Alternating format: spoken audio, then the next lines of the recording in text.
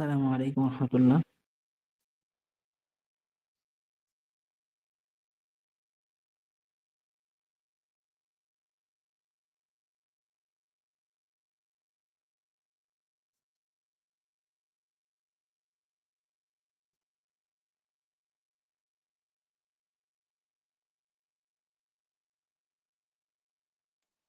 আসসালামু আলাইকুম।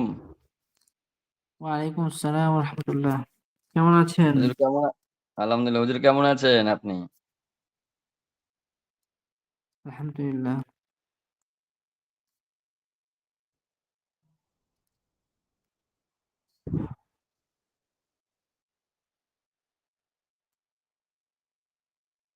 আপনাদের সাথে নতুন কেউ কি আমাদের সাথে আছে? যে আমাদের দ্বিতীয় বর্ষে নতুন কেউ ভর্তি হয়েছে এমন কেউ আছে? নাকি আমরা সবাই যারা আছি আগের সবাই? আগেরগুলোই মনে হচ্ছে সব হুজুর সব। আগে কিছু যারা ছিল তারা হয়তো ডাইরেক্ট ক্লাস করতো না, মানে রেকর্ড দেখতো। এখন হয়তো রেকর্ড ডাইরেক্ট ক্লাস করছে কিছুদিন ধরে নতুন অবস্থায়। আচ্ছা, যাই হোক। তো চলুন আমরা আসলে শুরু করি। যেহেতু সময় আমাদের সপ্তাহে একটা ক্লাসে হয়। তো হুজুর বলেছে সপ্তাহে একটা ক্লাস মানে পুরা সপ্তাহে মোটামুটি আমাদের মানে এমন একটা পড়া আমাদেরকে পড়তে হবে যে এই সপ্তাহের পুরা পড়াটা যেন হয়ে যায় আরকি। জি, এমন না যে ১ ঘন্টা পড়লাম যে একটা ক্লাসে হলো। এক ক্লাসের ভিতরে আমাদেরকে কমপক্ষে ৪ টা ক্লাসে পড়া পড়তে হবে। কারণ যেহেতু সপ্তাহে একটা ক্লাস হয় সেই হিসেবে। জি, জি। ৪ দিনের পড়া পড়তে হবে আর। জি, কমপক্ষে। জি, সবাই জয়েন করুক তারপর ইনশাআল্লাহ আমরা শুরু করি। জি। আর পরিচিতির তো আসসালামু কোনো আলাইকুম বিষয় নেই। রহমতুল্লাহ। সবাই তো ওয়ালাইকুম আসসালাম ওয়া রাহমাতুল্লাহ। আপনি কেমন আছেন? জি, আলহামদুলিল্লাহ। আপনি কেমন আছেন? আলহামদুলিল্লাহ আচ্ছা, যে আপনার ক্লাসটা আমার অত্যন্ত ভালো লাগে, অত্যন্ত ভালো লাগে। ও শুকরিয়া। আপনি আমাদের সাথে ছিলেন গত গত ইয়াতে? ছিলাম। ও আচ্ছা। কথা বলবেন মাঝে, মাঝে। কথা বললে তো ভালো লাগে যে জি, ইনশাআল্লাহ এখন আছেন থেকে আপনারা। রেগুলার চেষ্টা করবো যে প্রত্যেকদিন আপনার সাথে কথা বলে, প্রত্যেকদিন মানে ক্লাসে কথা বলার জন্য চেষ্টা করবো ইনশাআল্লাহ। ওরা জি, যেমনই ইনশাআল্লাহ, হোক ইনশাআল্লাহ ইনশাআল্লাহ। কথা বলার চেষ্টা করবো। আসসালামু প্রত্যেকের আলাইকুম। অনুরোধ করে দিন। ওয়ালাইকুম আসসালাম ওয়া রাহমাতুল্লাহ। জি, কেমন আছেন? জি, আলহামদুলিল্লাহ। আপনি ভালো আছেন হুজুর? আলহামদুলিল্লাহ। অনেকদিন পরে আপনাদের সাথে। কেমন জি, লাগছে অনেক ১ বলুন? বছর পরে জি, ১ জি, বছর ঠিক। পরে হুজুর, ১ বছর পরে আইছেন। জি।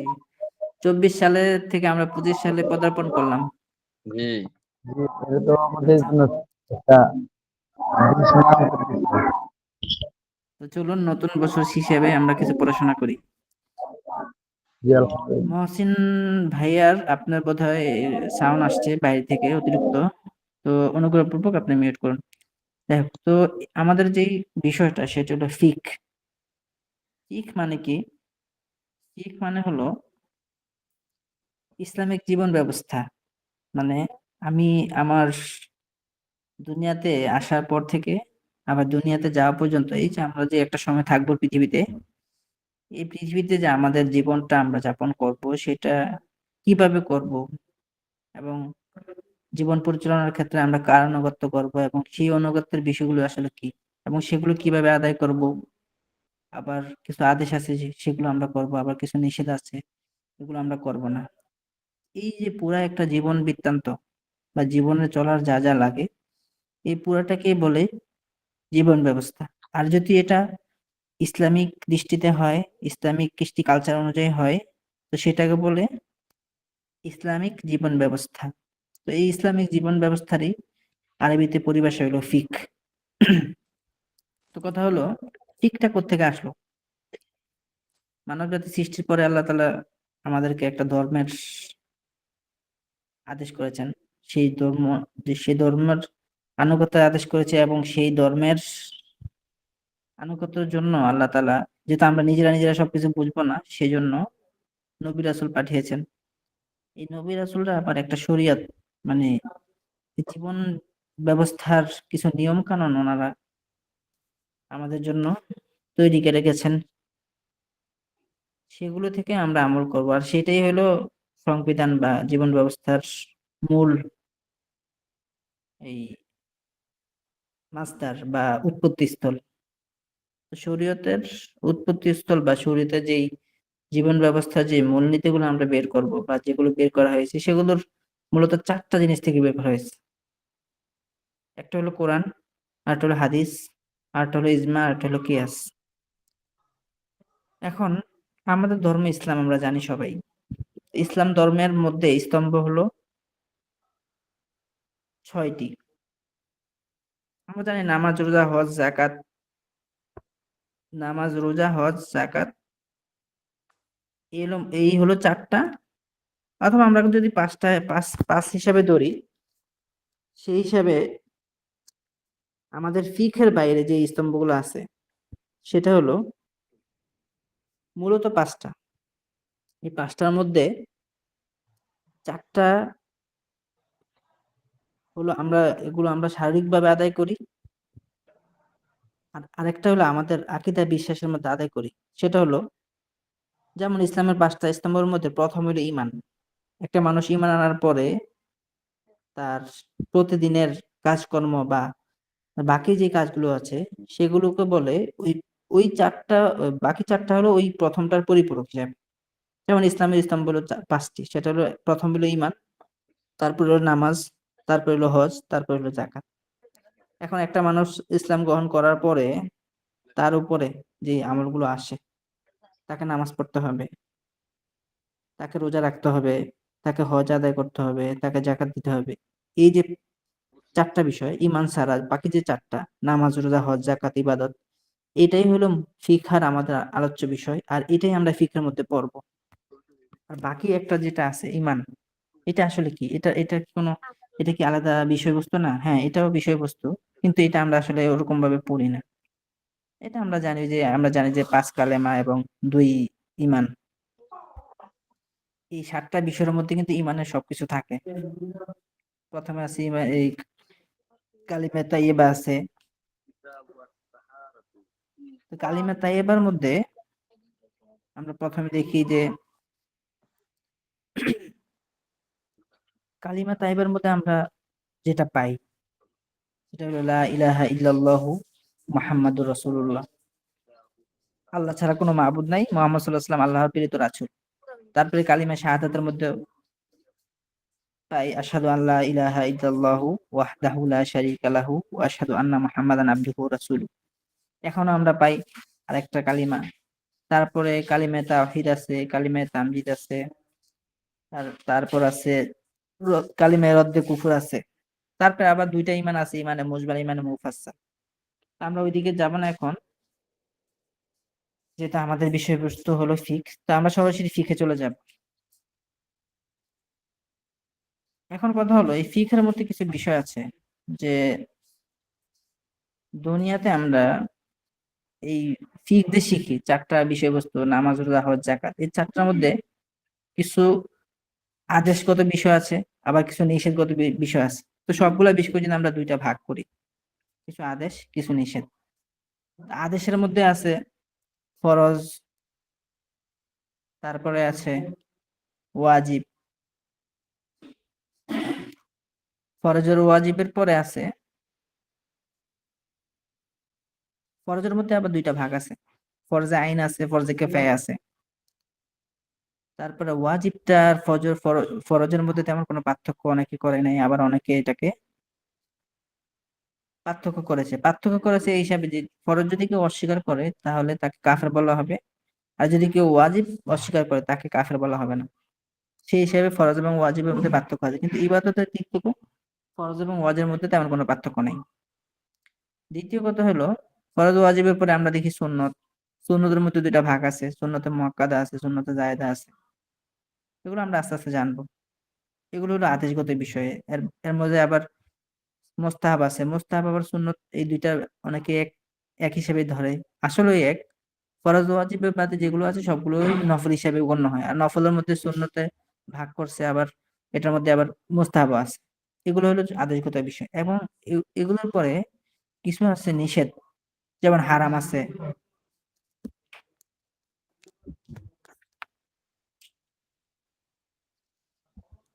তো তো কিছু বিষয় আছে হারাম, যেগুলো নিষেধের মধ্যে হারাম আছে। তারপরে আছে মাকরু। মাকরুর মধ্যে আবার দুইটা ভাগ আছে, মাকরুয়ে তাহরিমি আছে, মাকরুয়ে তানজিহি আছে। এগুলো হলো নিষেধগত বিষয়। এখন আমরা আমাদের কিতাবে যদি যাই, কিতাবের মধ্যে আমাদের শুরু হয়েছে ইয়া থেকে।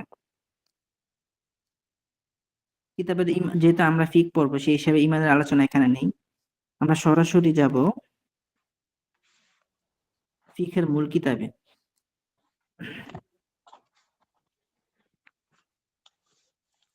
এই কিতাবটা আসলে ফিকের একটা প্রাথমিক কিতাব। এটা এই কিতাবটার নাম হলো আল ফিকুল মুয়াসসার। এটা লিখছেন হলো শফিকুর রহমান নদভী, ওনার বাড়ি ভারতে। এই কিতাবটা প্রায় ২৮০ পৃষ্ঠার কিতাব। এই কিতাবের মধ্যে ৪টা বিষয় আলোচনা করা হয়েছে। প্রথমে নামাজের আগে পবিত্রতার দরকার, সেই হিসেবে তোহারাতের আলোচনা করা হয়েছে। পুরা কিতাবটার মধ্যে প্রথমে তোহারাত আনছে, তারপরে নামাজ, তারপরে রোজা, তারপরে হজ, তারপরে জাকাত, এভাবে ধারাবাহিকভাবে সবগুলো বিষয় আনছে।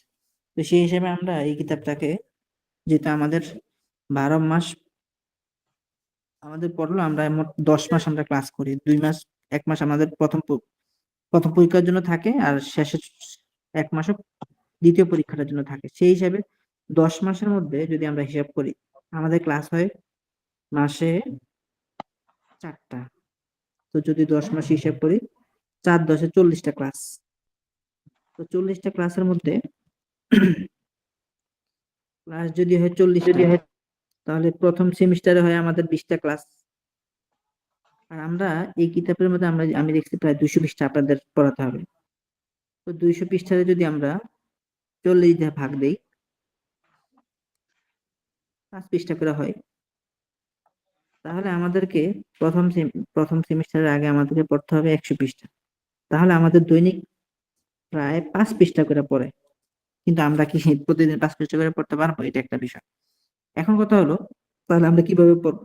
এখন এই ফিকহের কিতাবের মধ্যে কিছু বিষয় আছে যেগুলো, যেমন কূপের মাসালা আছে, যে কূপের মধ্যে কতটুকু পানি পড়লে, নাপাকি পড়লে কয় বালতি পানি উঠাতে হবে। তারপরে একটা পানি যদি, ছোট পানি পড়লে কয় বালতি পানি উঠাতে হবে, বড় পানি পড়লে কয় কয় বালতি পানি উঠাতে হবে, এরকম মাসালা আছে। তো যেগুলো আমাদের প্রয়োজন বা যেগুলো এখন বর্তমানে নাই, যেমন কূপ বর্তমানে কোথাও নাই, এই আরব কান্ট্রি গুলোতে আছে, তাও কম। সেগুলো মরুভূমির আশপাশে, তো এগুলো আমাদের না পড়লেও চলবে। তা আমরা মূল বিষয়গুলো, যেগুলো আমরা না হলেই নয়, সেগুলো আমরা পড়বো। তো ফিকহের মধ্যে যে বিষয়টা, প্রথমে নামাজের আগে তোহারাতের আলোচনা আনার কারণ হলো যে নামাজ যদি আমরা পড়তে যাই, তাহলে আমাদের অবশ্যই তোহারাত বা পবিত্রতা অর্জন করতে হয়। এই পবিত্রতা অর্জনের দুইটা ভাগ। প্রথমত, একটা ভাগ হলো আমাদের, আমরা আমাদের নিজেদেরকে পবিত্র করব। আরেকটা হলো আমরা আমাদের কাপড় চোপড় অথবা শরীরে যেখানে নাপাকি লেগে আছে, সেটাকে পবিত্র করব। তো এখানে নাপাকের প্রথমত আমরা দুইটা ভাগ পেলাম।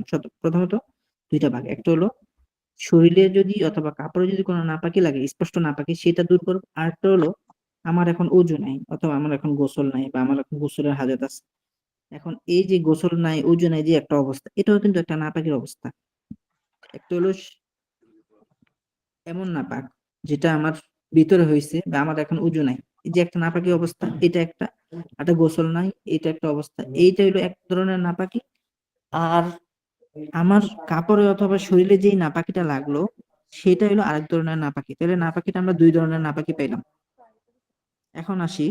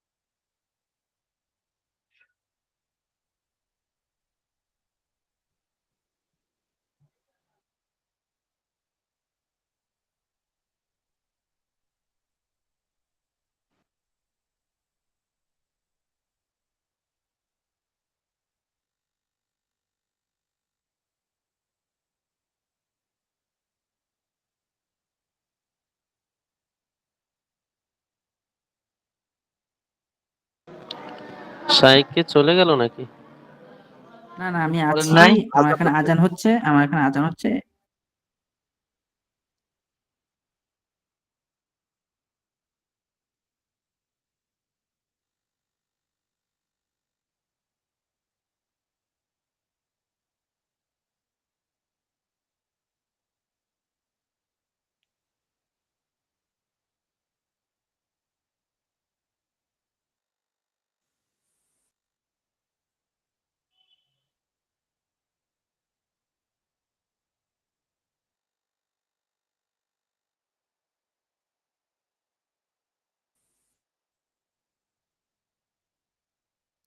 আচ্ছা, একজন বলল এই কিতাবের বিষয়টা।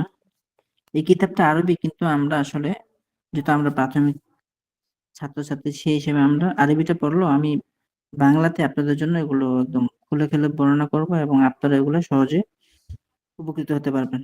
তো আমি বলছিলাম আসলে পবিত্রতাটা দুই ধরনের। একটা হলো আমরা যেটা আমাদের নাপাকি পবিত্রতা করি শরীর অথবা স্পষ্ট কাপড় থেকে, এটা একটা এক ধরনের অপবিত্রতা। আর একটা আছে যেটা আমার শরীরের মধ্যে হয়, যেমন আমার ওযু চলে গেল, এখন আমার একটা এমন একটা অবস্থা হয়েছে, আমি এটা এখন আমি নামাজ পড়তে পারবো না, অথবা আমি এখন কোরআন শরীফ ধরতে পারবো না, ওযু ছাড়া যেগুলো করা যায় না সেগুলো করতে পারবো না। এটা কেন? এটা আমার, এটা এটা হলো হুকুমগত। শরীয়ত আমাকে এখন বলছে যে তোমার এখন ওযু নাই, তুমি এখন এগুলো করতে পারবে না। আবার যখন আমার গোসল যখন আমার উপর গোসল আবশ্যক হয়ে যায়, তখনও শরীয়ত আমাকে সাব্যস্ত করছে আমি নাপাক। কিভাবে? যে তুমি এখন মসজিদে প্রবেশ করতে পারবা না, অথবা গোসল করা ছাড়া যেগুলো করা যায় না সেগুলো করতে পারবা না। এটা হলো এক ধরনের নাপাকি। আরেকটা হলো আমার শরীরে এখন একটু, আমার ওযু আছে, আমার গোসলও আছে, আমার ওযু অবস্থায় আছি, কিন্তু আমার একটু শরীরে একটু নাপাকি লাগলো, অথবা একটু ময়লা লাগলো।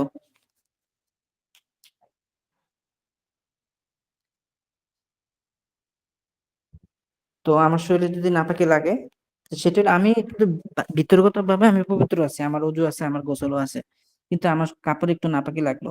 এখন এই ক্ষেত্রে আমাকে সেটাও শরীয়ত আমাকে এই এখন হুকুম দিয়েছে যে তুমি এখন এই পবিত্রতা, যদিও তোমার ওযু আছে, গোসল আছে, নামাজ পড়তে পারো, কিন্তু এই নাপাকি যেটা তোমার সাথে আছে, কাপড়ে লেগে আছে, সেটা পরিষ্কার করা ছাড়া তুমি নামাজ পড়তে পারবে না। তাহলে নাপাকিটা একটা ভিতরগত নাপাকি, আর একটা হলো বাহিরগত নাপাকি। আচ্ছা, এই গেল। এখন এই নাপাকিকে পবিত্র করার মাধ্যম কি কি? এই নাপাকি পবিত্র করার মাধ্যম হলো, প্রথমত, যদি আমার শরীরে আমার ওজুহীন অবস্থা হয়, এটা এক ধরনের নাপাকি। এটাকে পবিত্রতা করার মাধ্যম হলো ওযু।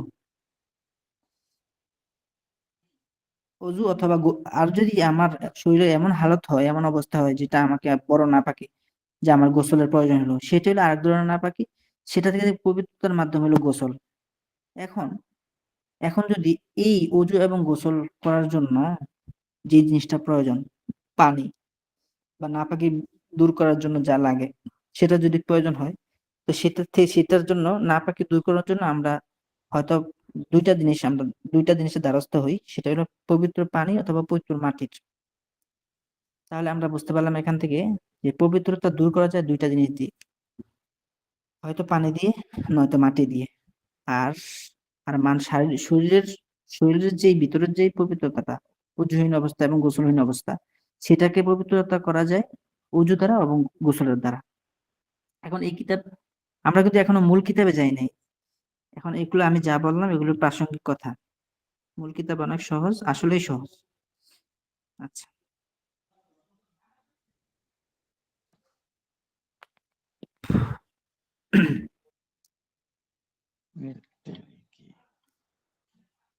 জি, তাহলে আমরা এই আলোচনা থেকে কি পেলাম?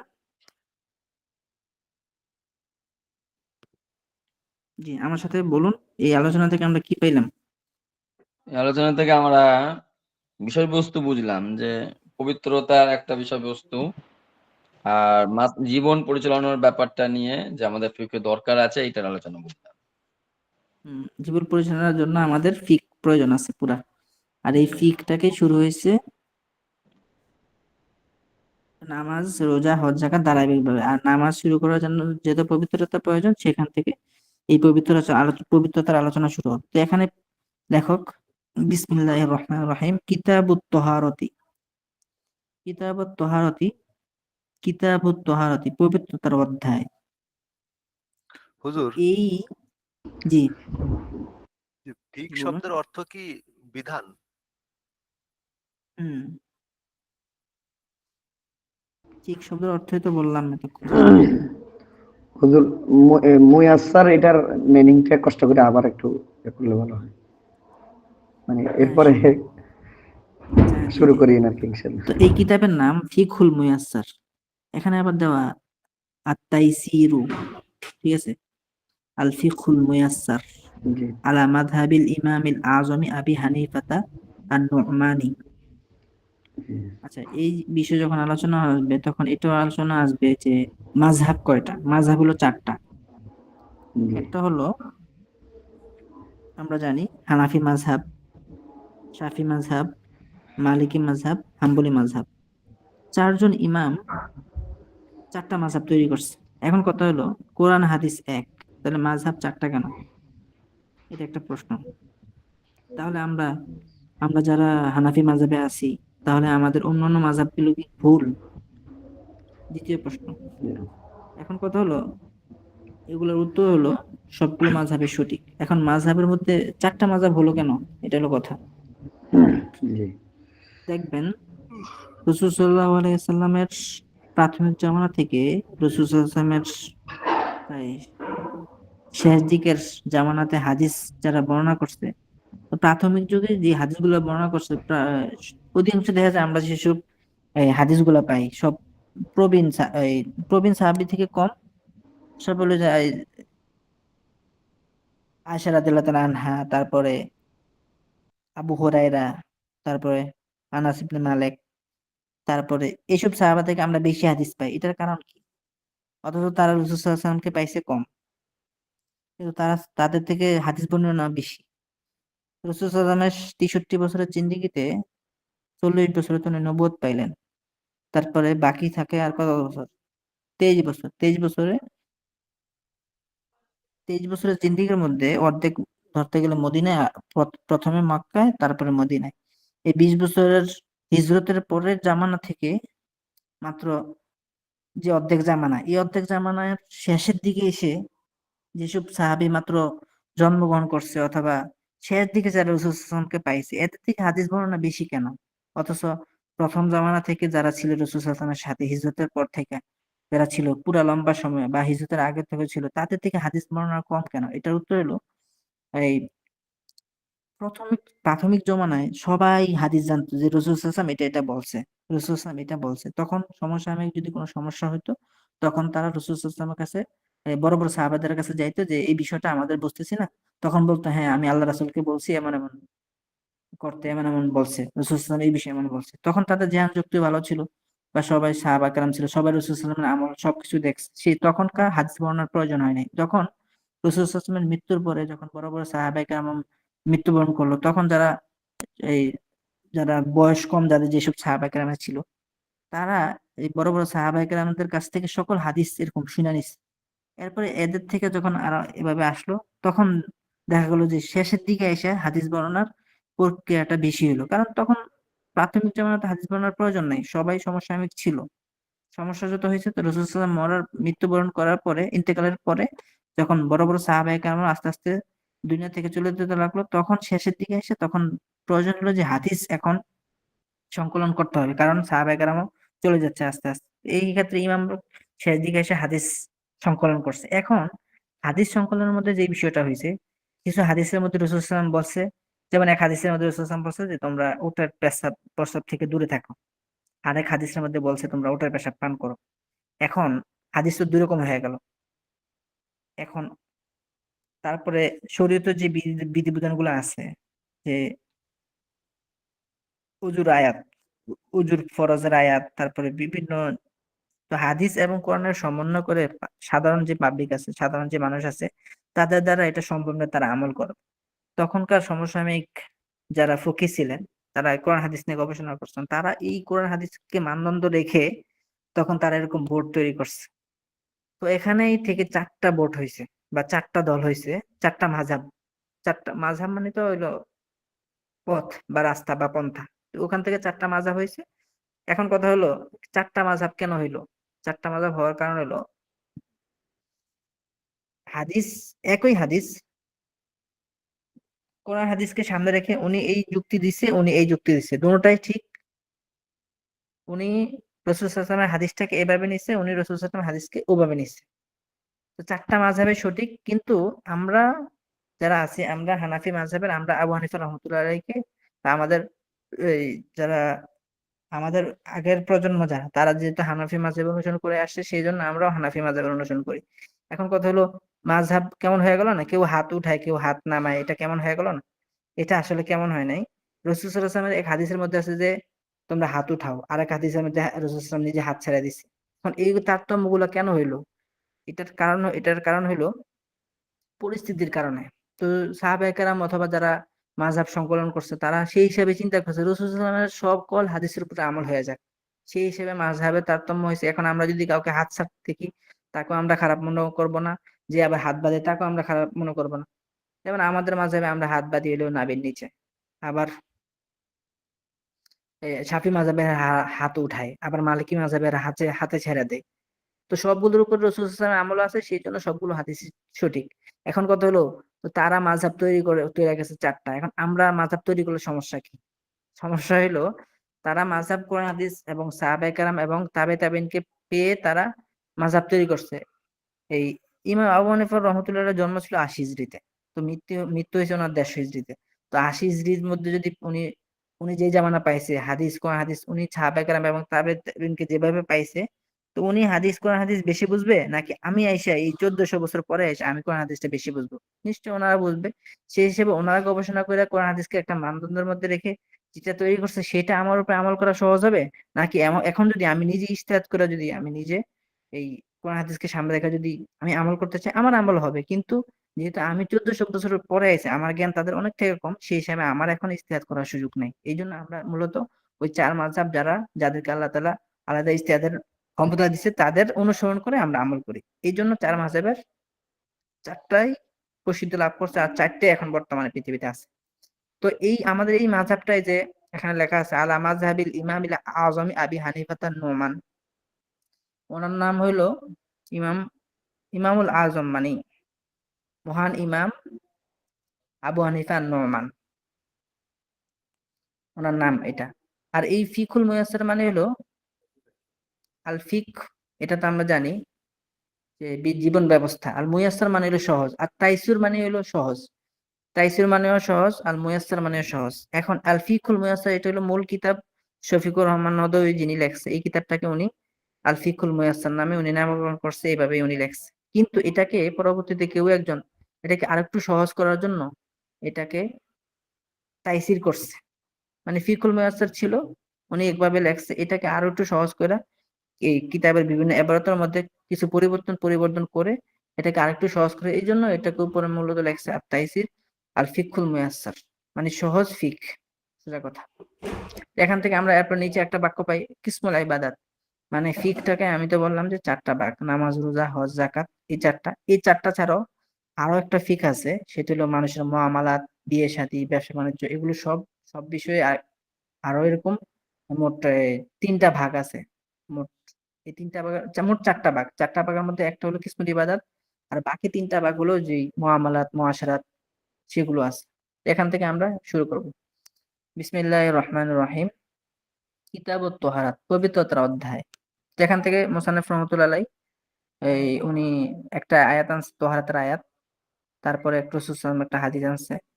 তো ক্বালা আল্লাহু তাআলা, আল্লাহ তাআলা বলেন, ইন্নাল্লাহা ইউহিব্বুত তাওয়াবিনা ওয়া ইউহিব্বুল মুতাতাহহিরিন। নিশ্চয়ই, ইন্নাল্লাহা, নিশ্চয়ই আল্লাহ তাআলা, ইউহিব্বুত তাওয়াবিনা, তাইবুনের জমা হলো তাওয়াবুন, আল্লাহ তাআলা তওবাকারীদেরকে ভালোবাসেন। ও ইউহিব্বুল মুতাতাহহিরিন, এবং যারা পবিত্রতা অর্জন করে তাদেরকে আল্লাহ তাআলা ভালোবাসেন। তারপরে রাসূল সাল্লাল্লাহু আলাইহি ওয়াসাল্লাম একটা হাদিস, ক্বালা রাসূলুল্লাহি সাল্লাল্লাহু আলাইহি ওয়াসাল্লাম, আত-তুহুরু শাতরুল ঈমান, তাহারাত হলো ঈমানের অঙ্গ বা অংশ। আত-তুহুর মানে পবিত্রতা, শাতরুল ঈমান, ঈমানের অংশ। আচ্ছা, পবিত্রতা কেন ঈমানের অংশ হলো? কারণ হলো, আমরা ঈমানের পরিপূর্ণতার জন্য পবিত্রতা আবশ্যক। আমি যদি শুধু ঈমান আনি আর নামাজ টামাজ না পড়ি, তাহলে আমার ঈমানটা অপূর্ণ থেকে যাবে, এবং এই ঈমান অপূর্ণ থেকে আমার বদআমলের কারণে হতে পারে একসময় আমার ঈমান পুরোটাই চলে যাবে। এই জন্য আত্মহুরু ছাত্র ঈমান, পবিত্রতা ঈমানের অঙ্গ। আচ্ছা, তারপরে এখন তোহারাত ছাড়া ইবাদত শুদ্ধ হবে না, কারণ আমরা যদি নামাজ পড়তে যাই আমাদের পবিত্রতা লাগবে। তো এটাই হলো, এই তোহারাত হলো ইবাদতের মূল। সেটা এখন ইবাদতে বলছে, আর তোহারাতু হিয়া আসাসুল ইবাদাতি ফালা তাসিহুল ইবাদাতু ইল্লা বিত্তহারাতি।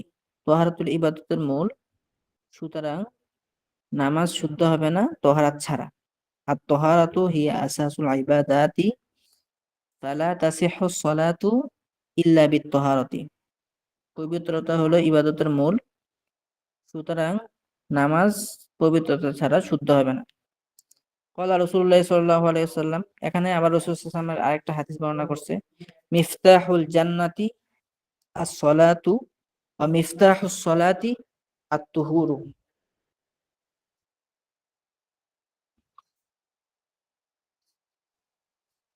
মিফতাহুল জান্নাতি,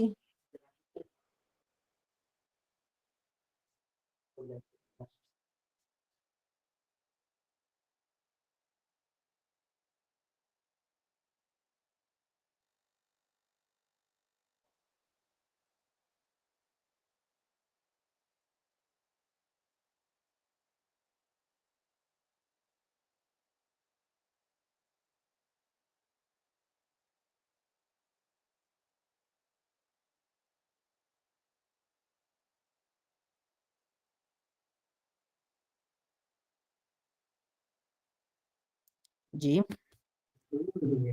তো এখানে ছিল যে দ্বিতীয় আরেকটা হাদিস, ক্বালা রাসূলুল্লাহ সাল্লাল্লাহু আলাইহি ওয়াসাল্লাম, মিফতাহুল জান্নাতি আস-সালাতু ওয়া মিফতাহুস সালাতি আত-তুহুরু।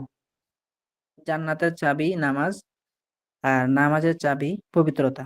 মানে যদি আমরা জান্নাতে যেতে চাই, যদি আমরা নামাজ না পড়ি, তাহলে হইতে পারে আল্লাহ তাআলা আমাদেরকে গুনাহ আমাদের মাফ করে দিয়ে কোনো এক সময় জান্নাত দিয়ে দিবে। তো জান্নাত পাওয়ার জন্য কিন্তু নামাজ শর্ত। অবশ্যই নামাজ পড়লেই আমরা ওই আল্লাহ তাআলা যখন জান্নাতের দরজায় আমরা যাব, তখন এই নামাজকে চাবি হিসাবে ধরেই আল্লাহ তাআলা আমাদেরকে জান্নাতে দিবেন। তো সেই হিসাবে জান্নাতের নামাজের চাবি হলো, জান্নাতের চাবি হলো নামাজ, আর নামাজের চাবি হলো তহারাত। কিভাবে নামাজের চাবি তহারাত? কারণ তহারাত দিয়েই আমরা নামাজে প্রবেশ করি। তো সেই হিসাবে তহারাতটাই হলো নামাজের চাবি। এখন এই তহারাত বা পবিত্রতার অর্থ কি? তহারাত, আত-তহারাতু ফিল লুগাতি আন-নাযাফাতু, পবিত্রতার শাব্দিক অর্থ, তহারাত শাব্দিক অর্থ হলো আন-নাযাফাতু মানে পরিচ্ছন্নতা। আত-তহারাতু ফিশ শারঈ তানকাসিমু ইলা কিসমাইনি। আর এই পবিত্রতা দুই প্রকার, সেটা যেটা আমি প্রথমে বলছি, যে পবিত্রতা, একটা পবিত্রতা আমরা নাপাকি থেকে পবিত্রতা অর্জন করি, আর একটা পবিত্রতা অর্জন করি হলো যে, এখানে দুই ধরনের অপবিত্রতা আছে, একটা হলো শরীয়ত কর্তৃক, আর একটা হলো যেটা দৃশ্যমান। তো প্রথমে হলো তোহারাতু মিনাল হাদাস, হাদাস থেকে পবিত্রতা। হাদাস কি সেটা আমাদের সামনে আসবে। আর এটাই তুসাম্মা তোহারাতাল হুকমিয়াতা, আর এটা কি নামকরণ করা হয় তোহারাতু হুকমিয়া, মানে শরীয়ত কর্তৃক যেটা, যেমন ওযুহীন অবস্থা, গোসলহীন অবস্থা, যে একটা অবস্থা হুকুমগত। আসলে আমরা যদি আমার যদি ওযু না থাকে, তাহলে এটাও এক ধরনের পবিত্রতা। এটা কিভাবে পবিত্রতা? সেটা হলো এখন অপবিত্রতা। কিভাবে অপবিত্রতা? কারণ শরীয়ত আমাকে এখন হুকুম করছে যে ওযুহীন অবস্থায় তুমি নামাজ পড়তে পারবে না, ওযুহীন অবস্থায় এখন তুমি কোরআন শরীফ ধরতে পারবে না।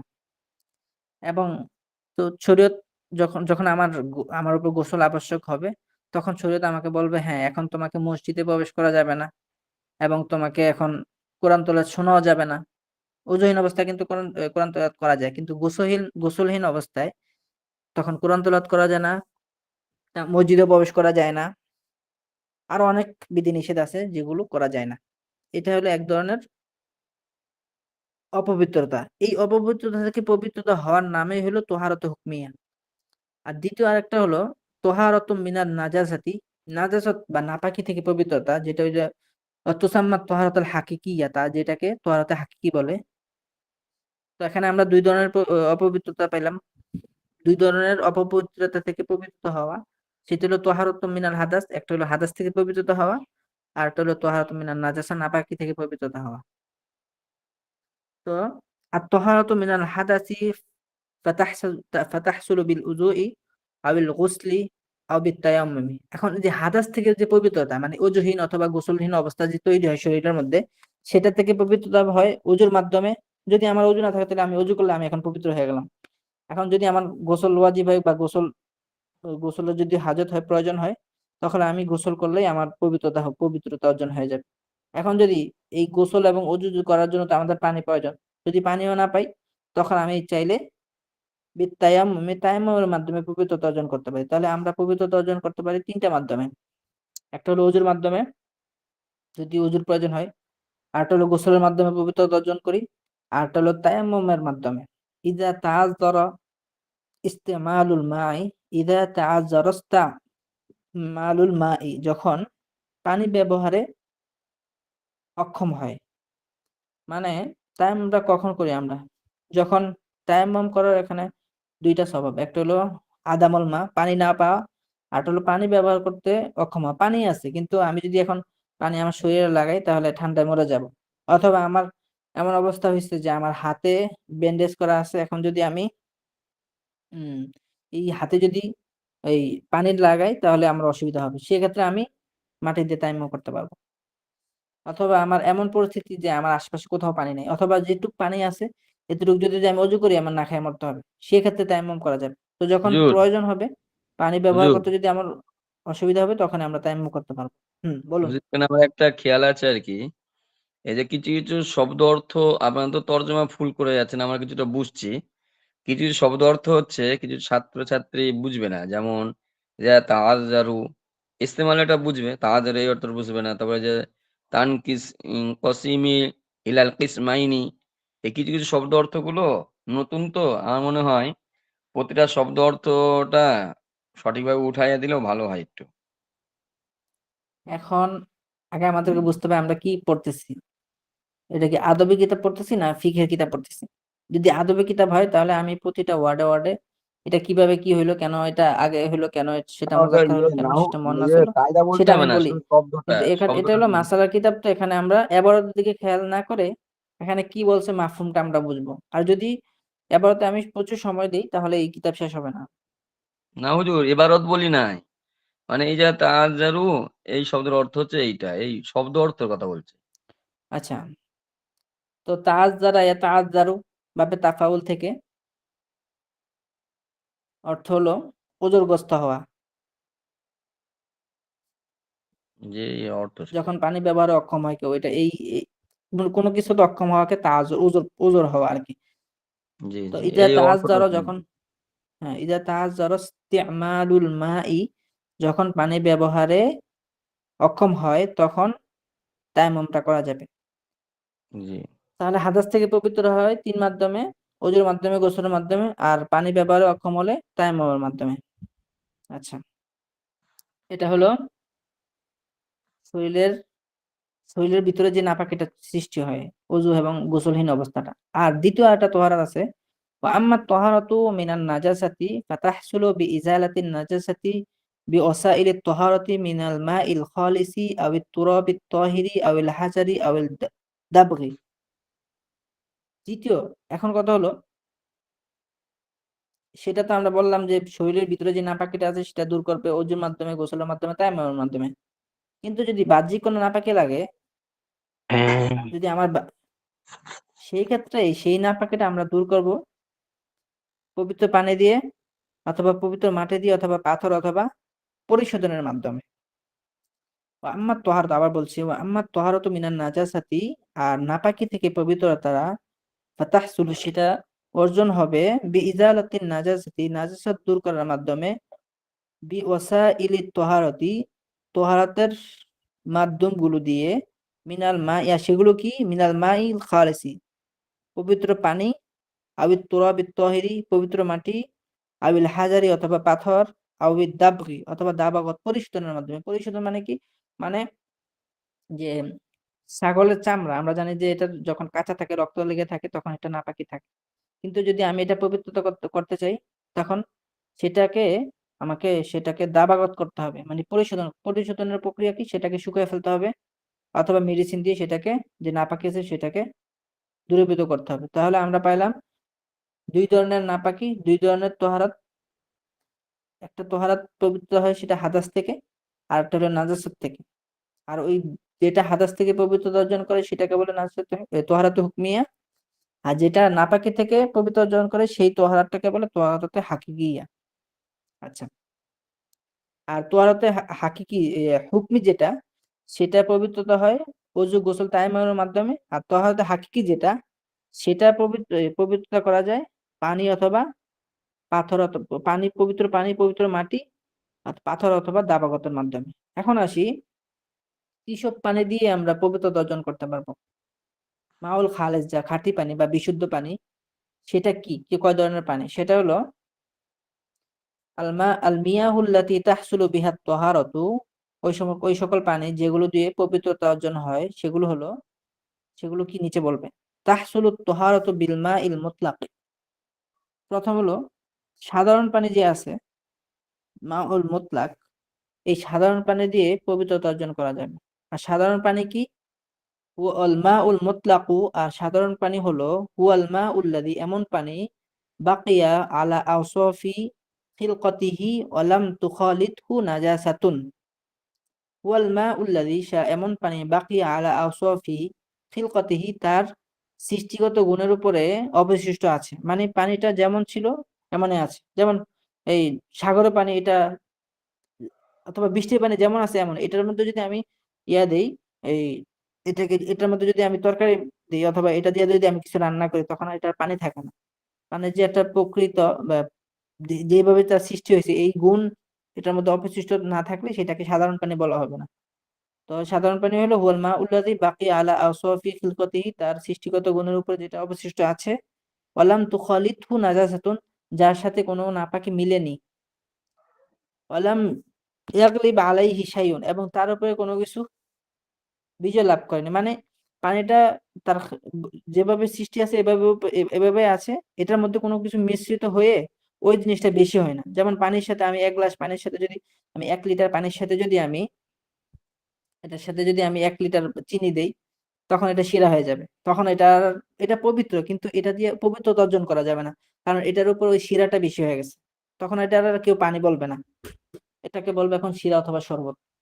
তো এই জন্য ওইটা দিয়ে আর পবিত্র অর্জন করা যায় না। সেটাই বলছে যে সাধারণ পানি হলো যেটা তার প্রকৃত গুণের উপরে আছে, আর তার সাথে কোনো নাপাকি মিলেনি, এবং কোনো কিছু মিললেও সেটা তার উপরে এই প্রাধান্য লাভ করেনি, সেটা হলো সাধারণ পানি। আর এই সাধারণ পানিটা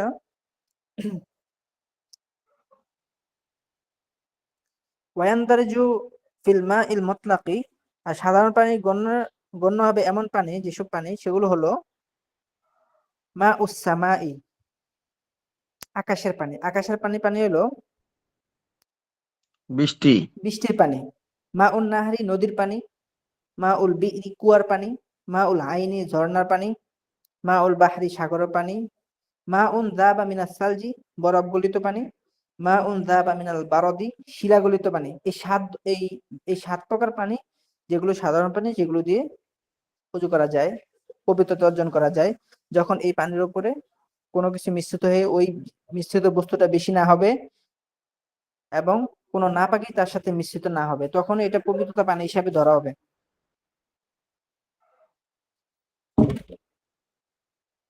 তারপরে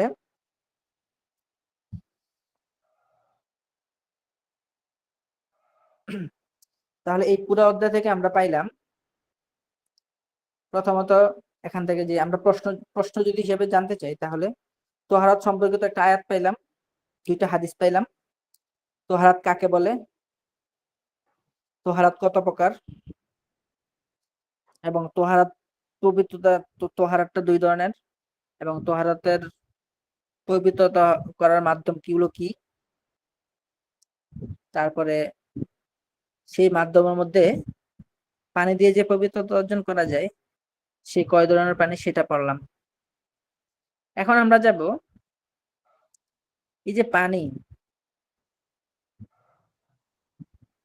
সবগুলো পানি, এগুলো তো সাধারণ পানিতে পবিত্রতা অর্জন করা যাবে, কিন্তু যত ধরনের পানি আছে এই সবগুলো পানি পবিত্রতা অর্জন করা হিসাবে এবং না করা হিসাবে 5 প্রকার। সেটাই এখন বলবে। আকসামুল মিয়াহি ও আহকামুহা, পানির প্রকার এবং তার বিধিবিধান। তানকাসিমুল মিয়াহু বি'তিবারিল মিয়াহিল্লাতি তাহসুলু বিহাত তাহারাতু ওয়াল মিয়াহুল্লাতি লা তাহসুলু বিহাত তাহারাতু ইলা খামসাতি আকসামিন। যে পানি, ওই সকল পানি যেগুলো দ্বারা পবিত্রতা অর্জন করা যায় এবং ওই সকল পানি যেগুলো দ্বারা পবিত্রতা অর্জন করা যায় না, সেই হিসেবে পানিগুলো 5 প্রকারে বিভক্ত। আবার বলছি, তানকাসিমুল মিয়াহু তানকাসিমুল মিয়াহু বি'তিবারিল মিয়াহিল্লাতি তাহসুলু বিহাত তাহারাতু ওয়াল মিয়াহুল্লাতি লা তাহসুলু বিহাত তাহারাতু ইলা খামসাতি আকসামিন।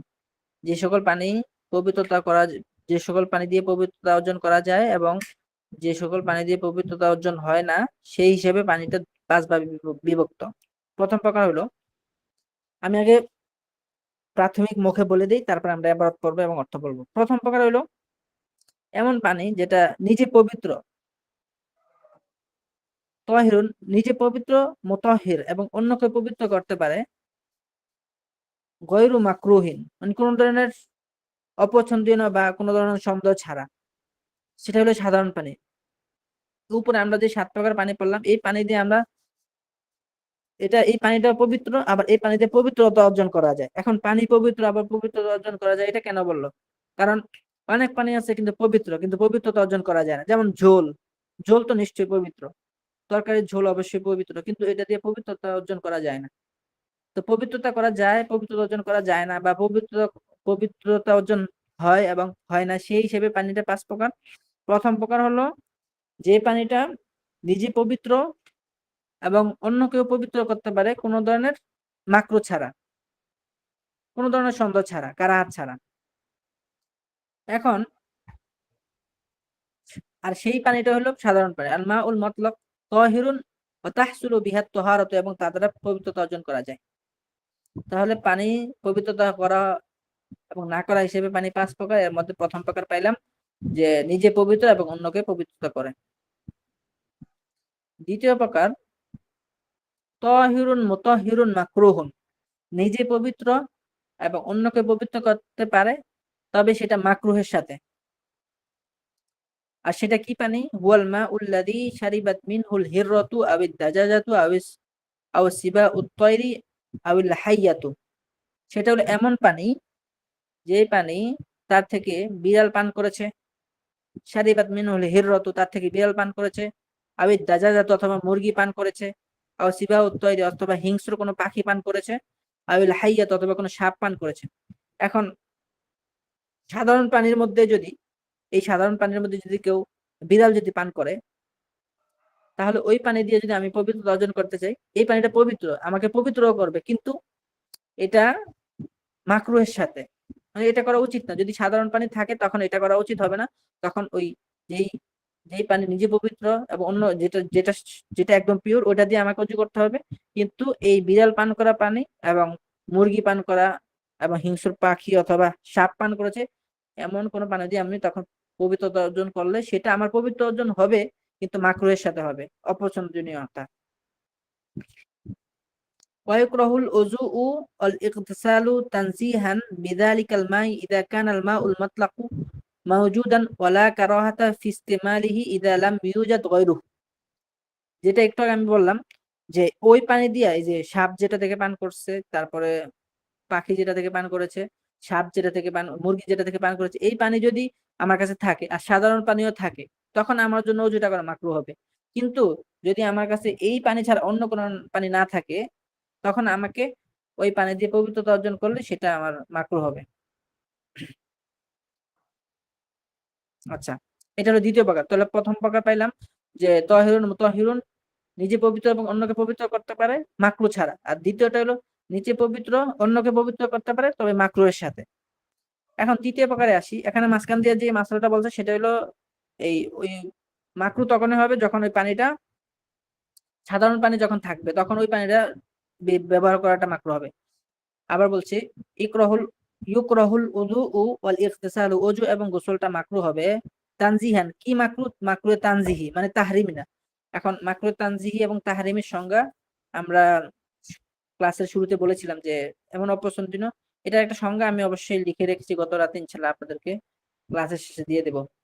তো ইকরাহু এই ফরজ কাকে বলে, ওয়াজিব কাকে বলে এবং সুন্নত কাকে বলে এবং মাকরুহ, হারাম, বৈধ, জায়েজ, এগুলো সবগুলো মোটামুটি আমার কাছে সাজানো একটা লেখা আছে, এটা আমি ইনশাআল্লাহ দিব।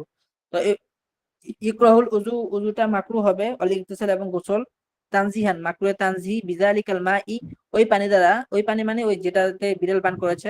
ইদা কানাল মাউল মুতলাকু, যখন সাধারণ পানি থাকে, মাওজুদান মানে বিদ্যমান থাকে, ওয়ালা কারাহাতা, সাধারণ পানি থাকলে মাকরুহ হবে, ওয়ালা কারাহাতা কিন্তু কারাহাত মাকরুহ হবে না, ইস্তেমালহি ওই পানি ব্যবহার করাটা, ইদা লাম ইউজাদ গায়রুহু, যখন অন্য অন্য সাধারণ পানি যদি যখন না থাকবে। তৃতীয় নম্বর, আল কিসমুস সালিসু তাহিরুন ওয়ালাকিন ওয়াকা শাক্কু ফি কাউনিহি মুতাহহিরান, নিজে পবিত্র কিন্তু সেটা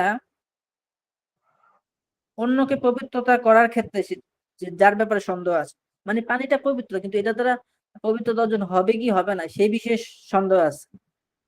অহুয়া, সেটা কি পানি? সেটা হলো অহুয়াল মা উল্লাযী শারিবা মিনহুল হিমারু আউল বাগলু, যেই পানি থেকে গাধা এবং খচ্চর পান করেছে।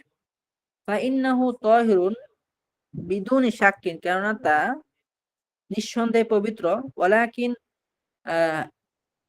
হাল ইয়াসিহু বিহি তাওয়াদ্দু আম লা ইয়াসিহু বিহি তাওয়াদ্দু, কিন্তু সেটা দিয়ে অজু শুদ্ধ হবে কিনা সেই ব্যাপারে সন্দেহ আছে।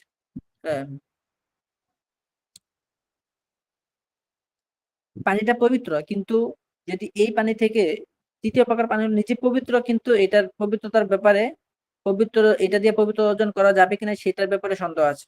আর সেটা হলো এমন পানি যেটা থেকে গাদা কচর পান করেছে, কেননা তা নিঃসন্দেহে পবিত্র, কিন্তু সন্দেহটা হলো সেটা দিয়ে পবিত্রতা অর্জন করা যাবে কিনা। ফাকাদ ওয়াকা আশ-শাক্কু ফি যালিকা, সেটা দিয়ে পবিত্রতা অর্জন করা যাবে কিনা সেই ব্যাপারে সন্দেহ আছে।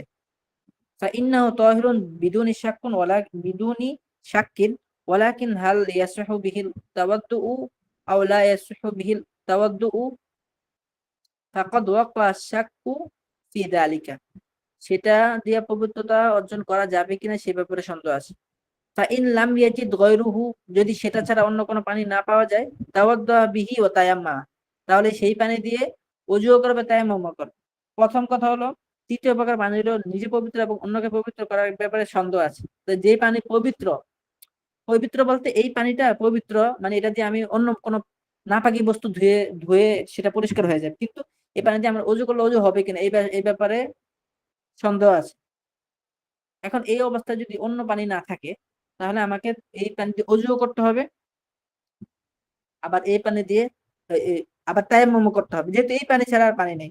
যদি অন্য কোনো পানি, সাধারণ পানি থাকে তাহলে তো ওটা দিয়ে আমাকে ওযু করতে হবে, কিন্তু এই পানি আছে আর অন্য কোনো পানি নেই, তাহলে এই পানি দিয়ে আমাকে ওযু করতে হবে, যেহেতু পবিত্রতার বিষয়ে সন্দেহ আছে, আবার তায়াম্মুমও করতে হবে।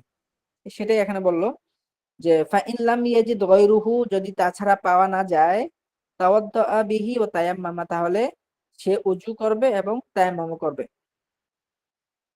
আচ্ছা, ওয়ালাহুল খিয়ার, আর তার এটা সে চাইলে ওযু আগে করতে পারে অথবা ওযু পরে করবে, আগে তায়াম্মুম এমন করতে পারে। ওয়ালাহুল খিয়ার, আর তার জন্য এই ইচ্ছা আছে। ইনশা কদ্দামাল উযুআ আলা তায়াম্মুম, চাইলে সে ওযুকে তায়াম্মুমের পূর্বে অগ্রগতি করতে পারবে, মানে চাইলে আগে ওযু করতে পারবে পরে তায়াম্মুম করবে। ওয়া ইনশা কদ্দামাত তায়াম্মুমা আলাল উযু, অথবা চাইলে তায়াম্মুম আগে করবে, ওযুর উপরে তায়াম্মুমকে অগ্রগতি করতে পারবে, মানে আগে ওযু করতে পারবে, আগে তায়াম্মুম করতে পারবে পরে ওযু করতে পারবে চাইলে। তাহলে তৃতীয় প্রকার আমরা পাইলাম যে নিজে পবিত্র অন্যকে পবিত্র করার ব্যাপারে সন্দেহ আছে। আর এই অবস্থায় যদি অন্য কোনো পানি না থাকে সেই অবস্থায় সে ওযু করবে এবং তায়াম্মুম করবে। এক্ষেত্রে ওযু আগে করতে হবে, চাইলে ওযু আগে করতে পারবে, আর যদি চায় তায়াম্মুম আগে করবে তাহলে তায়াম্মুম আগে করতে পারবে। আচ্ছা, আমরা আজকে এই 3 প্রকার পর্যন্তই পড়বো। তাহলে পুরো আলোচনা আমরা কি পাইলাম আজকে? পুরো আলোচনা আমরা এটাই পাইলাম। তোহারাত সম্পর্কিত একটা আয়াত পেলাম, 2টা হাদিস পেলাম, তোহারাত কাকে বলে সেটা পাইলাম, তোহারাত কয় প্রকার সেটা পাইলাম, আর তোহারাত পবিত্রতা অর্জন করার মাধ্যম কি, সেটা হলো অজু অথবা গোসল অথবা তায়াম্মুম। আর পবিত্রতা অর্জনের মাধ্যম হইলো, উপকরণ হইলো 2টা, পানি অথবা পবিত্র পানি অথবা পবিত্র মাটি। আর যদি এই প্রথমত অজু এবং গোসল, সেক্ষেত্রে যদি সে পানি ব্যবহার করতে অক্ষম হয় তাহলে তায়াম্মুম করবে। আর আর উপকরণ হলো পানি এবং মাটি, পানি এবং পবিত্র মাটি অথবা পবিত্র পাথর যদি হয় সেটার উপরে সে চাইলে তায়াম্মুম করতে পারবে। এখন কথা হলো, এই কিতাবটা আমি তো পড়াইলাম, এখন আপনারা কিভাবে পড়বেন এটা হলো কথা।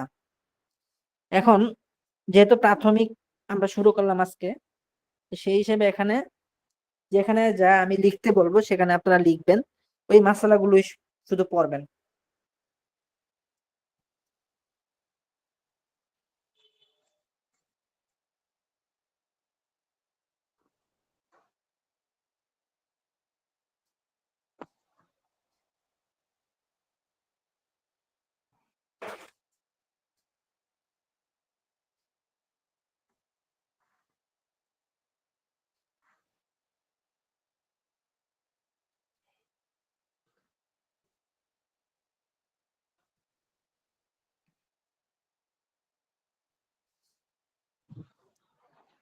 জি, এখন কারো কোনো বিষয় যদি অস্পষ্ট থাকে সেটা আমাকে বলুন।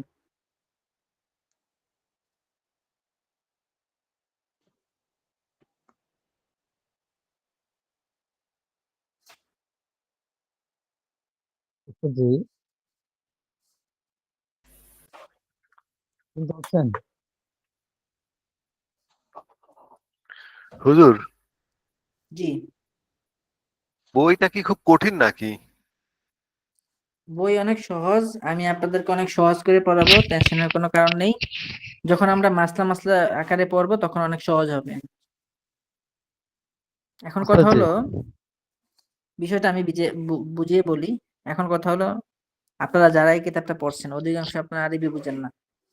এখন কিতাবটা হলো আরবি। এখন এই কিতাবটা আপনাদের জন্য বোঝাটা কঠিন না, যেহেতু আরবি, আর আপনারা আরবি ভাষার মাত্র একটা কিতাব পড়ছেন, তাও অনেক কম। তো সেই ক্ষেত্রে শুধু মাসলাগুলো আমরা পড়বো, মূল মাসলাগুলা লিখে লিখে শিখবো, সেগুলোই যথেষ্ট আমাদের জন্য। তার মানে আপনি ইবারত গুলা পড়িয়ে দিবেন, আমরা এটা লিখে নেব। হ্যাঁ, যেখানে যেটা লিখতে বলবো ওটা লিখে নিবেন। জি জি জি। আর ক্লাস শেষে আমি একটা পুরা ক্লাসের একটা সংক্ষিপ্ত একটা জিনিস আমি তৈরি করে দিব, সেটা আপনারা মোটামুটি একটা নোট করে রাখবেন।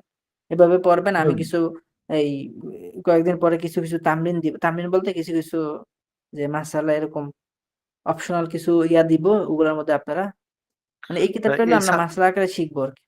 না, এই কিতাবটার এসো আরবির মতন না, নাকি এসো আরবির মতন? না, না, এসবের হলো আরবি ভাষা শিখা, এখানে হলো আপনি মাসলা মাসলা শিখবেন, মাসলা হুজুর, মানে মাসলা ওই কিন্তু শিখবেন। তাহলে এই তো একটু ডাক্তার সাহেব, একটু আমি একটা কথা বললাম। হুজুর, আমার একটা খেয়াল, যদি এই কিতাবটা থেকে আমরা যদি আরবি যদি মানে এবারতটা পড়তে না পারি, যদি মাসলা জি, মাসলি যদি দরকার হয়, দুটো খেয়াল আছে আমার আর কি, তাহলে তো আমার এখানে আর আরবি দরকার না, আমার তো বাংলা ফাকরুল মুয়াস্সার পড়লেই হয়ে যায়, একটা বিষয়।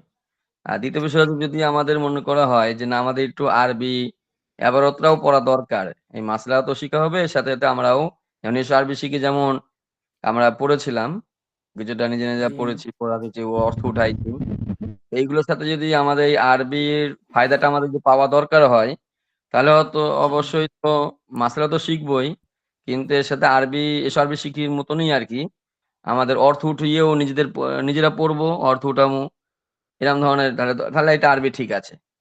আর যদি বলেন না আমাদের মাসলা শিখার প্রয়োজন, এবারও তো আমাদের আর দরকার নেই, এবারও তো আমাদের রজতুল আদব আছে, ওখান থেকে এবারও শিখতে হবে, এটা এবারতের জন্য না, তাহলে এটা তো মানে আরবি না দিয়ে বাংলা দিলেই শ্রেয় হয়।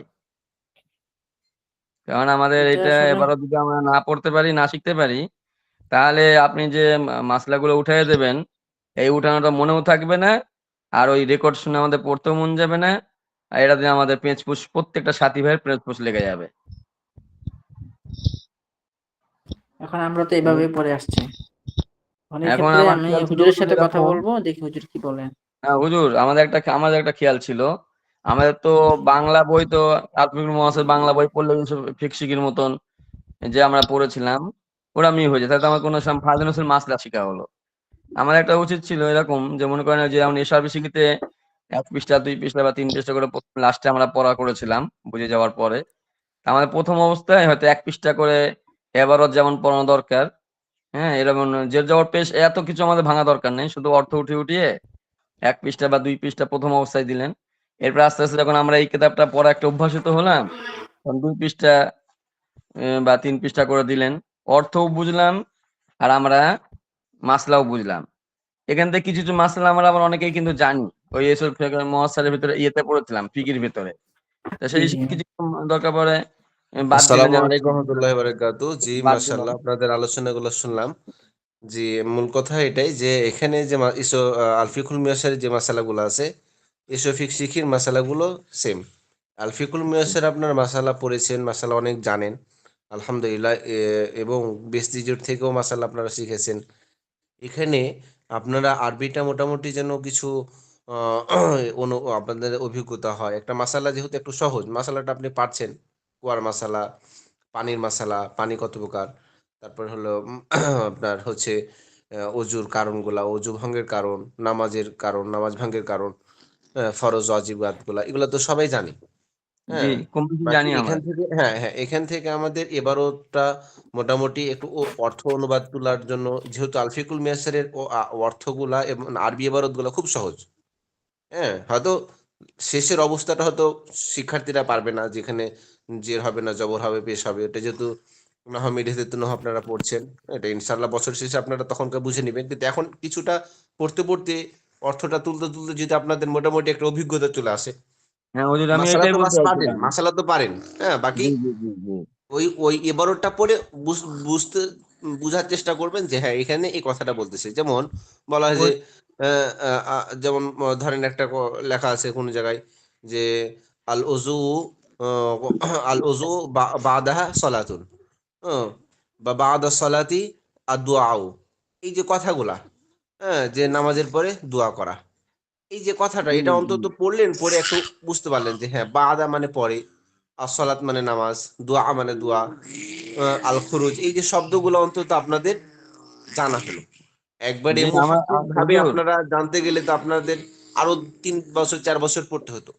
আপনারা তো জি জি জি 3 বছর 4 বছর এখানে পড়ার সময় নেই যে আপনারা উর্দু, উর্দু পড়লেন, 10 দহম পড়লেন, নিয়াজ দহম পড়লেন, হ্যাঁ, তারপরে মিজান পড়লেন, তারপরে নাহমি পড়লেন, এত তো সময় না আমাদের এখানে। সুতরাং আমরা এবারতের প্রতি খেয়াল রাখবো এবং এবারটা আমরা জানার চেষ্টা করবো ইনশাল্লাহ। জি হুজুর, ওইটাই আমি বলতে চাইছিলাম। মনে করেন এখানে লেখা আছে ও আমো ও ও আমো তহারতু বিন নাজাসাতি, এই যে এমন এটাই ওগুলি একটু পড়তে পারলাম। তো ফাতাহসুলু বিজালাতা নাজাসাতি, জি, এইগুলো মনে করেন সার্ভিসিং এর মতন একটু এবারও তো পড়লাম, হ্যাঁ এর হ্যাঁ সাথে হ্যাঁ। আমরা অর্থ উঠালাম। এইভাবে শেষের আমাদের অবস্থাটা হুবহু আপনার কোরআন শরীফ তেলাওয়াত করেন না, কোরআন শরীফ, হুম, হ্যাঁ, কোরআন শরীফ যেভাবে তেলাওয়াত করেন এভাবে আপনারা এবারও আরবিটা তেলাওয়াত করবেন। যে জবরের অবস্থাগুলো কিছুটা অনুবাদন হবে। নহমির নহমির পড়তেছেন, মিজান হেদায়তুল্লাহ পড়তেছেন যে ওস্তাদের কাছে, সেখান থেকে 5 মাস 6 মাস পর আপনাদের আরো অভিজ্ঞতা হয়ে যাবে। তো ওটা পড়ছেন এবং এখানে আপনারা প্র্যাকটিস করতেছেন, এবং প্রত্যেকটা ক্লাসের ওইটাই প্রত্যেক চাচ্ছি দিনকে হুজুর। আমরা আর মনে রাখবো আজকে যে তো এই পড়াটা 6 দিনের জন্য। একদিন জি জি যেটা জি ক্লাস হচ্ছে সেটা আমরা শুধু সময় দিই, এটা না। আমাদের যেদিন যে ওস্তাদ ক্লাস পড়া দিবেন সেটা আমরা 1 সপ্তাহের পড়া মনে করব, পাঁচ জি জি দিনের পড়া মনে করব। জি অতএব প্রত্যেক দিন অন্তত পূর্বের 1 সপ্তাহের ভিডিওগুলো আমরা নিয়মতান্ত্রিক দেখবো। শনিবার জি থেকে আমাদের ক্লাস শুরু হয়েছে, কথার কথা। তো শনিবার পর্যন্ত একবার করে হলো প্রত্যেক দিন ওই ওই ক্লাসটা দেখবো। প্রত্যেক দিন একবার করে যদি দেখি তো আলহামদুলিল্লাহ, হুজুর যে পড়াটা পড়ান 10 মিনিট 15 মিনিট বা 20 মিনিট, যে মেন টাইমটা পড়াচ্ছেন ওই টাইমটা আমরা বাস ভিডিও থেকে স্কল করে করে আমরা দেখবো। তো দেখবেন যে ইনশাল্লাহ আপনাদের পর আগিয়ে যাবে, জি এগিয়ে জি যাবে জি ইনশাল্লাহ। জি জি যেভাবে জি বেহেশতি জোরে আপনারা যখন শুরু করেন, হাই হুতাশ, আরে কি করব, পারতেছি না, উর্দুর তো মানে কোনটা নাকের বক, কোনটা আপনার হলো মাছরাঙার পা, নাক চিনতে পারছেন না। কিন্তু বছর শেষে এসে আপনারা ডাক্তার সাহেবরা দেখতেছি উর্দু পড়তেছে, এমন উর্দু পড়তেছে যে আমাদের মাদ্রাসার অনেক আলেম ভাইয়েরাও উর্দু পড়তে পারে না। তো ভাই, জি প্রথমে আপনারা কিতাব শুরু করছেন, অনেক ওস্তাদ, হ্যাঁ আলহামদুলিল্লাহ অনেক দক্ষতা আছে, হয়তো তিনারাও ভয় দেখিয়ে দিচ্ছে যে ছাত্ররা না, হ্যাঁ এভাবে কিভাবে পারবেন, এভাবে পারবেন না। কিন্তু আমাদের ওস্তাদরাও আলহামদুলিল্লাহ, আমি বারবার বলতেছি যে আমাদের অনেক কিছুতে ভয় লাগে। হ্যাঁ, অনেক কিছুতে ভয় লাগে, যখন মানুষ সেটাতে পা দিয়ে দেয় কাজটা হাসিল হয়ে যায়। আমার মনে হচ্ছে যে আমি কিভাবে বিদেশে যাব। আপনি টিকিট কেটে নেন, বিদেশে যান, দেখবেন যে আপনার পথ সহজ হয়ে যাবে। হ্যাঁ, আমি কিভাবে কোরআন শিখবো? আরে ক খ আলিফ বাইটাই পড়তে পারি না। তো আপনি শুরু করুন, 1 মাস 1.5 মাসের মধ্যে আমাদের এখানে কোরআন শুদ্ধভাবে তেলাওয়াত করতেছে, বিদেশ থেকে অনেক শিক্ষার্থী ভাই আছে, জি জি যারা বিভিন্ন কাজে আছে ভাই। আপনি আশ্চর্য হয়ে যাবেন। তো প্রথমে যখন পড়া শুরু করে, তো আপনার হা আইন শব্দটাই উচ্চারণ করতে পারে না। তো কয়ে যে হুজুর আমি তো অক্ষরই চিনি না, আমি আবার কোরআন কিভাবে 1.5 মাসে শিখবো? তো 1.5 মাসেও বাস্তবই সে 1.5 মাসে আমাদের কাছে কোরআন শিখছে, 1.5 মাসে। এটা হলো হিম্মত ভাই। আপনারা বাপ মার চাপে কিন্তু এখানে আসেন না, আপনারা নিজ আগ্রহে আসছেন। আমাদের এখানে আমাদের উস্তাদরা, যেখানে আমাদের উস্তাদরা আছেন, এখানে আমার মনে হয় বেশি সকল উস্তাদরা আমরা বাপ মার চাপে মাদ্রাসায় গিয়েছিলাম ছোটকালে। হ্যাঁ, আমরা চাপে পড়েছি, এই জন্য আমাদের সময়টা বেশি লেগেছে। কিন্তু আপনারা সবাই নিজের আগ্রহে আসছেন। কি আপনাদের কি বাপ মা পাঠাইছে এখানে ভর্তি করেছে ভাই বলেন? জি না আপনারা নিজে আগ্রহে আসছেন। অতএব আপনাদের আগ্রহ, যেই তলবটা আছে, এটা আমাদের, আমি মনে করি সরহেজামি সরহে বেকার ছাত্র তলবটা নাই, যে তলবটা আপনাদের আছে। তাহলে আপনারা পড়তেছেন এখন মাত্র 2য় বর্ষে। তা আপনারা যেতটুকু পারছেন, যেটুকু অনুভূতি হয়েছে আপনাদের, এই অনুভূতিটা সরেজমিন সরে বেকার ছাত্র পাবেন না আপনি। আমি এটা গ্যারেন্টি দিয়ে বলতে পারি অনেক ছাত্র পাবেন। একটা ক্লাস হয়তো মেধাবী 2 জন 3 জন হয়তো ভালো পারে, বাকিগুলা সব চাপে পড়ে, চাপে পড়তেছে, বাপ মার চাপে বা পারিবারিক চাপে বা কোনো চাপে, আগ্রহ নিয়ে, নিজের আগ্রহ নিয়ে পড়ে কয়েকজন। কিন্তু আপনাদের এখানে 90% আমি বলবো যে আপনারা আগ্রহে, নিজে আগ্রহে ভর্তি হয়েছেন, নিজে আগ্রহে পড়তেছেন। অত হতাশ হওয়ার কোনো কারণ নেই। ইনশাল্লাহ সফলতা পাবেন, যেভাবে পূর্বের বছরে আপনারা সফলতা পেয়েছেন। যখন পড়া শুরু করেন, তখন এমন ভাবে আপনাদের এক একজনের মানে ভয় ভীতি, ওস্তাদরাও মানে ভয় পেয়ে যাচ্ছে, ওস্তাদরাও পর্যন্ত ভয় পেয়ে গেছে। কিন্তু লাস্টে বছর শেষে আপনারা কি কি হয়েছে ভাই বলেন দেখি? হ্যাঁ, এটা হতে পারে যে আমরা বছরের মাঝে এই সর্বশিক্ষিটা আমরা একটু নতুন ওস্তাদকে দিয়েছিলাম। হ্যাঁ, নতুন ওস্তাদকে দেওয়ার কারণে মাঝপথে নাইম হুজুরকে দিয়েছিলাম। হুজুরও মাঝপথে এসে জিনিসটা ওভাবে করতে পারে নাই। তাছাড়া এই সর্বশিক্ষি ছাড়া সব কিতাব মোটামুটি আলহামদুলিল্লাহ এগিয়ে গেছে আপনাদের। আগাইছে কিনা জি ভাই বলেন দেখি? জি জি আগাইছে সব কিতাব আলহামদুলিল্লাহ শেষ হয়েছে আপনাদের। সব কিতাবেরই আপনারা দক্ষতা অর্জন করেছেন।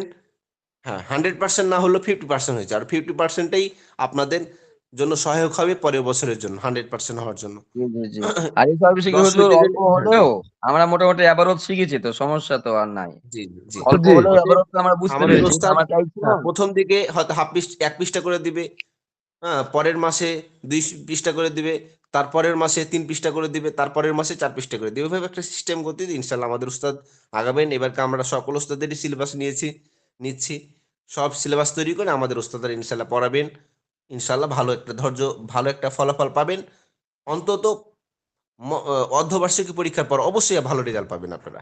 জি জি জি জি, তাহলে হুজুর প্রথমে ওই হাই পাস করবেন। সার্ভিসিংয়ের মতন পড়লেই ভালো হয়, কি বলেন? জি জি জি জি, নাইম হুজুর। জি হুজুর। হ্যাঁ জি। আহ, আমি একটু সময় নিলাম আপনার কাছে, যেহেতু শিক্ষার্থীরা একটু জি হাই হতাশ করছে, যে এই জন্য আমি না সময় আসলে নিলাম হুজুর আপনার এখানে কাছে। অনেক বিষয় আছে। এখানে যেই সিলেবাস করা হয়েছে আমাদের 200 পৃষ্ঠার, সে তো আমি যদি 150 পৃষ্ঠাও যদি পড়াই তাহলে মোটামুটি একটা জি জি, একটা হ্যাঁ গদিতে লাস্টে গিয়ে পড়ানো হয়তো লাগে। 10-15 পৃষ্ঠা থাকলো, ওটা বাদ গেল, বা কিছু মশালা তো আছে যেগুলা মশালা গরিব আমাদের সাধারণত ব্যবহার হয় না, যেমন কুয়ার মশালা। তারপরে আরো কিছু মশালা আছে যেগুলো মশালা এখন লাগে না আমাদের। হ্যাঁ, ঠিক আছে না, যেমন এই আপনার মরুভূমিতে সফর বা অনেক কিছু বিষয় আছে যেগুলো আমাদের সচরাচর রাখে না। এরকম মশালাগুলো বাদ দিয়ে বাকি এগিয়ে যাবেন। হ্যাঁ, যেমন আবার কিছু সহজ মশালা আছে। হ্যাঁ, এই মশালাগুলো কোনো আহ, সহজ মশালাগুলো তো দ্রুত এগিয়ে গেলেন, যেগুলো আবার একটু কঠিন মশালা ওটা একটু ব্যাখ্যা করলেন। বাকি আরবির অনুবাদটা এবারটা অন্তত ছাত্রদেরকে 1 লাইন বা অন্তত 2 লাইন পড়তে দিলেন। ছাত্ররা হয়তো লাস্টের এবারটা পড়তে পারবে না, কিন্তু অন্তত বলার চেষ্টা করবে, অনুবাদটা বুঝবে, বাস আলহামদুলিল্লাহ। 6 মাস পর গিয়ে তখন আমরা একটু ভুল ধরাধরির চেষ্টা করব এবারতের ক্ষেত্রে। জি জি হ্যাঁ, জি ঠিক আছে। আর হুজুর ওই যে আমরা আপনাকে একটা লিংক দিয়েছি একটা মাউস ডাউনলোড করার জন্য, ওটা অবশ্যই একটু ডাউনলোড করে নিলে ভালো হয়। জি আচ্ছা। আসসালামু আলাইকুম রহমতুল্লাহি ওয়া বারাকাতুহু। ওয়ালাইকুম ওয়ালাইকুম আসসালাম। আসসালাম। তাহলে আমরা আজকে এখানেই ক্লাস শেষ করছি জি, ইনশাআল্লাহ। আসসালামু আলাইকুম রহমতুল্লাহ। ওয়ালাইকুম আসসালাম।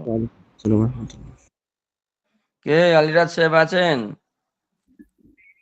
মুফতি সাহেব, জি। আজকে এই ক্লাসটা মুফতি সাহেব, কেমন হলো? হ্যাঁ, ক্লাসটা কেমন হলো? ক্লাস তো আলহামদুলিল্লাহ সুন্দর হয়েছে, আলহামদুলিল্লাহ। অনেক সুন্দর হয়েছে, কিন্তু আমাদের ওই জন্য তো লাস্টে মতটা পেশ করলাম যে যদি মাসলা শিকার ব্যাপারটা হয় তাহলে আমরা বাংলা পড়বো, আর যদি না আমাদের আজকে এবারও শিক্ষাটা মেন না, উদ্দেশ্য থাকে এর ভেতরে আজকে মাসলার সাথে ক্লাসটা